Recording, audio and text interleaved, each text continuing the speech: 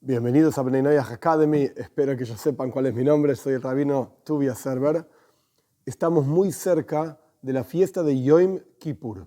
Yom en hebreo significa día. Kippur literalmente significa expiación. Viene de la palabra kapara, que significa expiación. Es un día especial en el año. Se conoce como el Día del Perdón. La gran pregunta es, bueno, por un lado, ¿qué significa? ¿Cuál es la historia de ese día? Y por el otro lado, ¿qué tiene que ver con Bnei Noyaj? Muy en resumen, la historia de este día es la siguiente. Dios entrega la Torá. Esto ocurrió el 6 de Sivan. Así explican nuestros sabios en el Talmud, hay una discusión. 6 de Sivan, 7 de Sivan. Sivan es el nombre de un mes del calendario judío.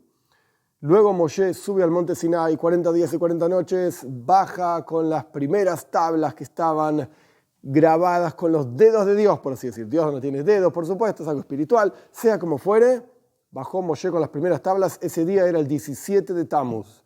Moshe ve que el pueblo de Israel estaba haciendo el becerro de oro. Estaban sirviendo al becerro de oro. Idolatría, lo peor que pueden hacer. Hace 40 días recibieron la Torá, vieron a Dios en el monte Sinai, escucharon a Dios en el monte Sinai. Estaban haciendo idolatría. Moshe rompe las tablas.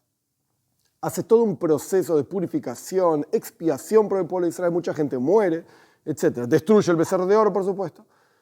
Moshe vuelve a subir al monte Sinai, 40 días y 40 noches, para pedirle a Dios que perdone al pueblo de Israel.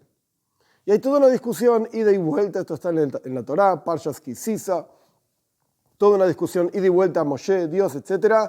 Dios dice, ok, no los voy a destruir, es lo que pensaba hacer, pero no lo voy a hacer. No lo voy a destruir en tu mérito, por tu plegaria, le enseña los 13 atributos de misericordia, cosas impresionantes. Ok, Moshe baja al pueblo de Israel. Este día era el primer día del mes de Elul, el sexto mes del año en el calendario judío, y Moshe le enseña, le dice al pueblo de Israel, Dios perdonó, pero en la práctica no tenemos tablas, las rompí. Moshe vuelve a subir al monte Sinai, 40 días y 40 noches, ya va la tercera vez, y confecciona las segundas tablas. Baja para entregar estas segundas tablas al pueblo de Israel. Ese día que baja era el 10 de Tishrei, el séptimo mes del calendario judío. Aparece en la Toira, en Parshas Emor, en Parshas Ki Sisa, Parshas Pinjas, y Dios entregó las segundas tablas. Moshe bajó, Dios perdonó plenamente. ¿Cuál es la prueba de ese perdón pleno? Que Dios volvió a dar aquello, por así decir, que ya no estaba más. Aquel regalo que Dios había dado, que eran las segundas tablas. Y de ahí en adelante, este día se establece como un día de perdón para toda la humanidad. Entonces, esta es la historia de Yom Kippur. El concepto del perdón es un concepto general. Una persona no debería guardar en su interior bronca, rencor, enojo, porque esto va destruyendo, carcomiendo, consumiendo a la persona por adentro. Este es un concepto que podemos aprender en forma general del concepto de Yom Kippur. Y están las transgresiones entre el hombre y su prójimo, las transgresiones entre el hombre y Dios, como ya estudiamos también, su relación con los 7 preceptos de Bnei Noyaj, 3 transgresiones de un tipo, 3 transgresiones de otro tipo, etc. Ok, ya aprendimos todo esto. Pero esa es la historia de Yom Kippur. El precepto concreto de Yom Kippur, como día del perdón, no se aplica a Bnei Noyaj. En la Torá nuestros sabios explican, hay una cuestión de ayuno de Yom Kippur. Hay una cuestión de ciertas formas de afligirse en Yom Kippur. Por ejemplo, bueno, uno no come, no bebe, no se pone cremas, por ejemplo, no tiene relaciones maritales. En Yom Kippur no viste zapatos de cuero. Son cosas muy específicas que esto no se aplica a Bnei Noyaj. No tiene ningún sentido que un Ben Noyaj, eso es un varón, una Bas Noyaj, una mujer, ayune en el día de Yom Kippur. No tiene ningún sentido. Están haciendo algo que no les corresponde, algo con lo cual no logran nada. ¿Querés ayunar porque estás gordo? ¿Estás gorda? Bueno, anda a hacer dieta, qué sé yo. Pero no tiene nada que ver con que la persona ayune y piense que está logrando algo en el día de Yom Kippur.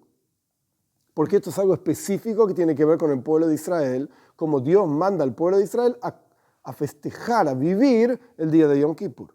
Después podemos discutir por qué el ayuno, por qué no las relaciones. Ok, esto es otra cuestión. Pero es algo que tiene que ver con el pueblo de Israel. Pero la enseñanza de Yom Kippur, el perdón, el volver a estar abierto a recibir al otro que le hizo algo malo a uno, etc.